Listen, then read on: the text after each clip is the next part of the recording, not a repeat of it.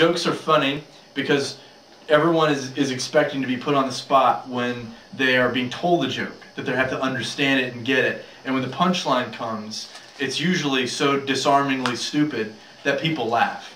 And that the pressure of having to understand it is the thing that makes the joke kind of, you know, have the tension and the... This is my joke. Okay. Alright, so there's this... That's good enough. Thank you, good night. No, there's... Okay, so... Picture it, there's this... It's a really nice, fancy, upscale, ritzy neighborhood. And, you know, everybody there takes pride in their homes, their big, luxurious, fancy homes. And on this particular block, there's this one house which everyone is up in arms about in the neighborhood, because this guy has erected in his front yard a really horrendous scarecrow. And this goes on for a while, a few months. There's, you know, there's infighting amongst the community, but nobody ever addresses it directly. And then finally, somebody goes to this guy and says, "You've got a scarecrow up in your yard. It's an eyesore. What the hell is that there for?" And he says, "It keeps the giraffes away." The guy's speechless. He's like, there are no giraffes here." And the guy says, "Exactly."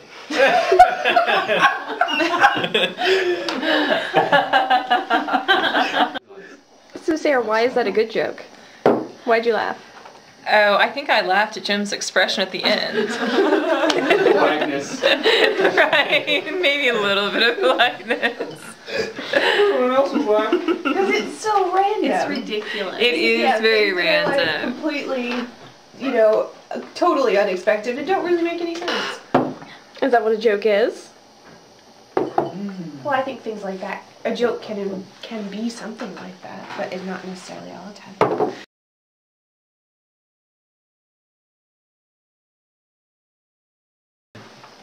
Okay, so this woman's in labor. Just, you know, it's been a really long pregnancy.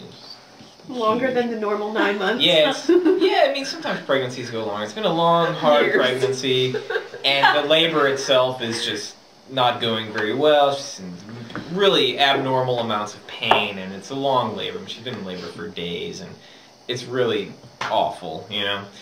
And she's in the delivery room, and it's getting close. She's just so worn out. And the doctor's there, and her husband's there, and everything, you know? She's just defeated, and so she's, you know, finally the baby's coming out, and she's screaming in pain, and it's awful, and the doctor's just like, keep going, just push, you know, and she's crying, and she finally, like, squeezes the baby out after this incredibly long labor. Squeezes? Yeah, the baby comes out, and she's just, like, so relieved. Doctor, clearing the tears from her face. Doctor, give me my little baby, give me my angel. I just want to hold her. And so the doctor takes the baby and hands it towards her, and then pulls it back, and then slaps it a couple times, then grabs the head and twists it and twists it and twists it, and it just pops right off, and she's screaming, she's like, "Ah, what are you doing? What are you doing?" And blood is squirting out of the baby's neck, and the doctor just squeezing the baby's stomach, and the blood is squirting all over his face, and he's rubbing it all over, and he just grabs his... Keep going. Grabs a scalpel, cuts the baby open, opens up its rib cage, takes organs out, eating them, throwing them at all the nurses. It's fucking bloodbath, and she's just freaking out and screaming. And the doctor says, "Oh, what's the big deal? It was already dead."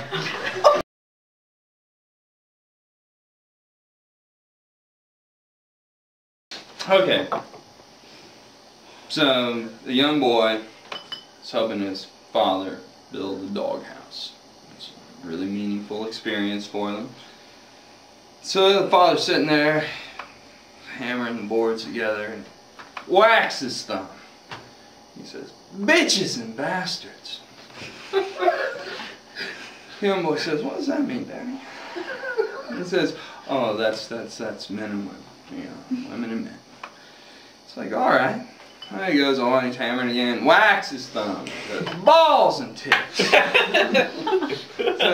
Daddy, what's balls and tits, man? He says, that's hats and coats. Hats and coats. He's like, oh, yeah, all right. He's hammering along again, hammering along. Hits his thumb. And he says, shit. He says, Daddy, what's shit? He says, you know when I'm shaving my face, that's the stuff I put on there. He's like, all right, okay. And he's hammering along again, hammering along. Whacks his thumb. He's like, fuck! Daddy, what's fuck mean? He says, well, you know, when I take the knife and I'm cutting the turkey, carving it up, that's what that is. All right. Well, later on in the evening, it's Thanksgiving, and doorbell rings, a group of people outside, and little boy runs to the door, pulls it open. He opens it up and he says, come on in, bitches and bastards. Hang your balls and tits on the coat rack. Dad's upstairs shaving the shit off his face, but he'll be down in a minute to fuck the turkey.